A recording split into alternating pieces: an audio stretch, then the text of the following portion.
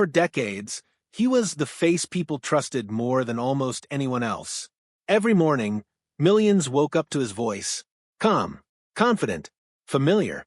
He sat across from presidents, celebrities, and world leaders. He asked the questions others couldn't. He smiled through breaking news, tragedy, and triumph. To the public, he wasn't just a journalist. He was a constant, a presence, a man who felt like part of the family. But behind that polished image, behind the camera, behind the smile, there was another story, a story that didn't make it to air, a story that stayed hidden for years, until one day it didn't. And when the truth finally surfaced, it didn't just end a career. It erased a legacy. He was born on December 30th, 1957, in New York City, a place where ambition isn't optional, it's survival. His upbringing was anything but ordinary. His father came from Romanian Jewish roots and worked as an executive in the bicycle industry, bringing discipline, structure, and a deep sense of work ethic into the household. His mother, on the other hand, came from a completely different world. She had been a model and later ran her own boutique, living a life shaped by style, presentation, and public image. Two very different influences, two very different philosophies, and somehow he absorbed both. From one side, he learned how to work. From the other, he learned how to be seen. That combination would define him.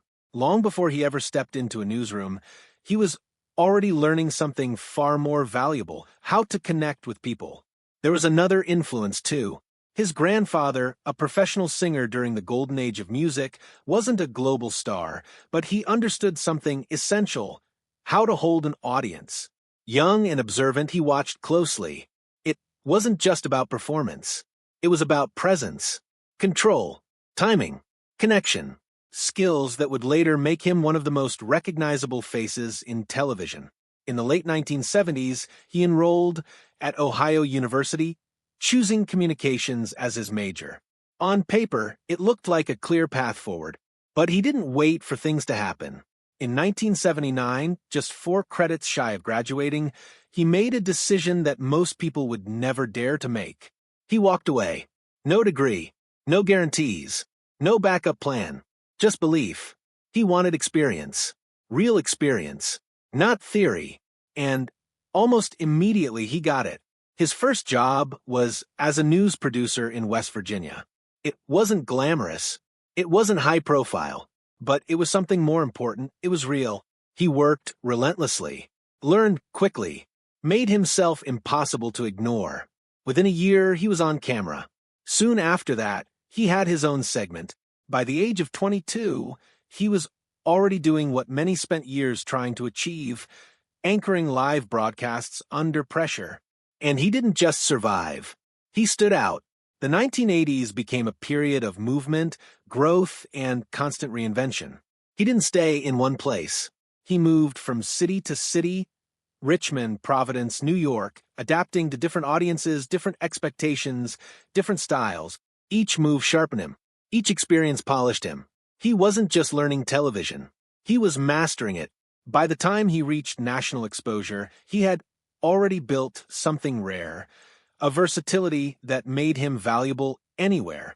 News, entertainment, lifestyle, sports, he could do it all. And people noticed.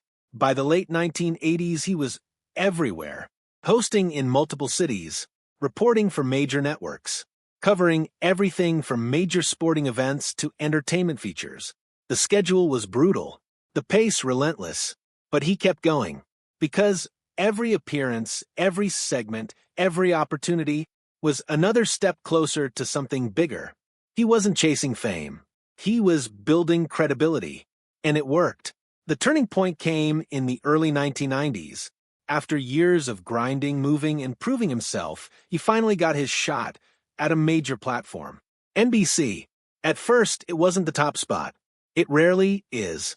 He filled in, covered shifts, took on whatever was needed.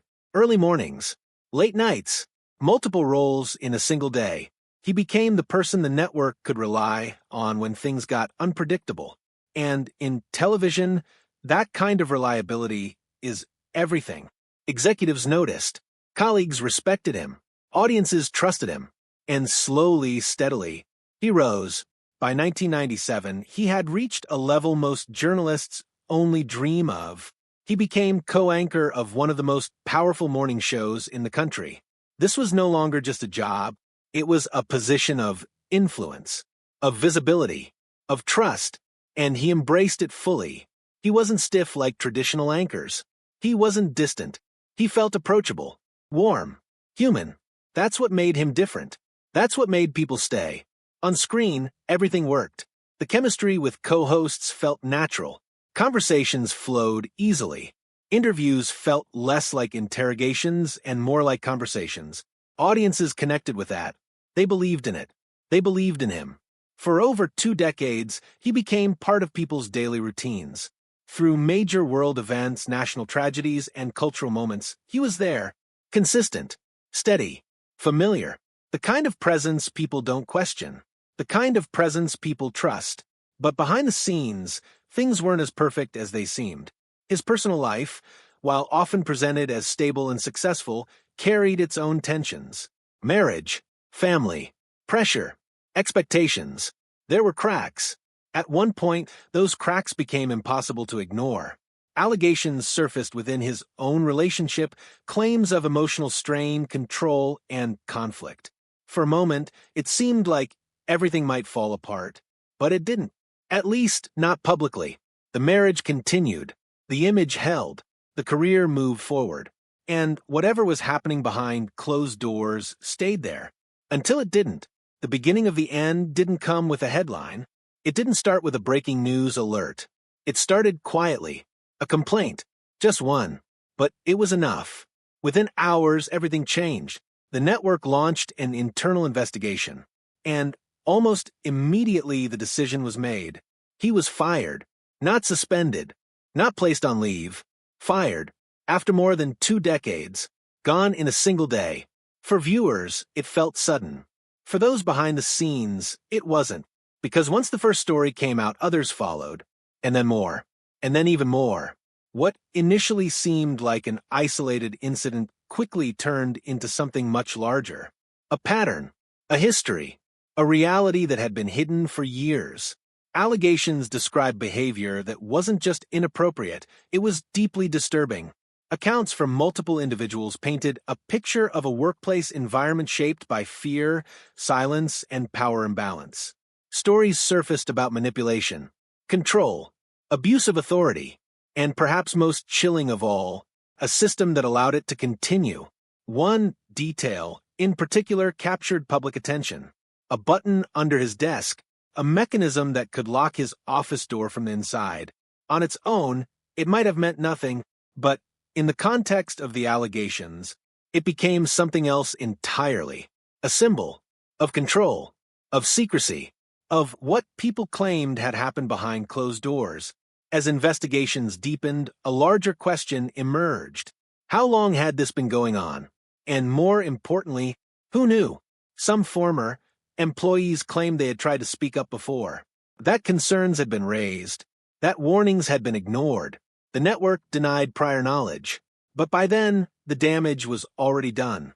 This was no longer just about one individual. It was about a culture, a system, a failure at multiple levels. The public reaction was swift and unforgiving. The man, who had once been one of the most trusted figures in media, was now at the center of one of the industry's most shocking scandals. His reputation collapsed almost overnight. Colleagues distanced themselves. Friends went silent. The spotlight that had once elevated him now exposed him. And then, just as suddenly as he had disappeared from television, he disappeared from public life entirely. No interviews, no appearances, no attempts at a comeback. Nothing. He retreated. Away from the cameras, away from the attention, away from everything that had once defined him. He spent most of his time in the Hamptons, living in a massive estate far removed from the world he once dominated. The property was luxurious, sprawling, private, isolated, a place where he could exist without being seen, without being questioned, without being reminded. But even there, the past didn't fully disappear. Locals would occasionally see him, running errands, driving, going about ordinary life. But something had changed. The confidence was gone. The presence was different, quieter, heavier. His personal life shifted as well. His marriage, already strained, finally came to an end. The divorce was finalized after years of tension, and it marked another chapter closing. Despite everything, reports suggested it was handled quietly. No public battles, no dramatic statements, just an ending. In the years that followed, more details continued to emerge.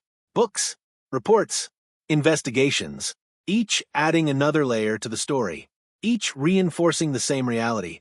This wasn't a single mistake.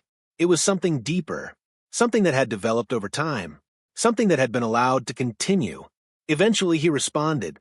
After years of silence, he released a statement. He denied the most serious allegations, acknowledged mistakes, but rejected the narrative that had formed around him. He criticized the media, questioned the reporting, defended himself, but by then, it didn't change much. The public had already made up its mind. Today, his life looks nothing like it once did. He no longer appears on television, no longer leads conversations, no longer shapes public discourse. Instead, he lives quietly, privately, split between different homes, far from the spotlight. Financially, he remains secure. The years at the top ensured that. But influence, relevance, legacy, those are harder to recover. In recent years, there have been small signs of change, reconnecting with old friends, spending more time with family, adjusting to a life that no longer revolves around public attention. No major comeback, no return to the industry, just distance. And maybe that's the most striking part of all. Not the rise, not even a fall, but the silence that followed. Because for someone who once spoke to millions every single day, who shaped mornings across an entire country, who built a career on being seen, heard, and trusted, to simply vanish, says more than anything else ever could. This isn't just a story about success or failure. It's a story about power, about image, about what people choose to see and what they don't. Because sometimes the biggest stories aren't the ones we hear every day. They're the ones that stay hidden until they can't anymore. And when they finally come out, they don't just change one life. They change everything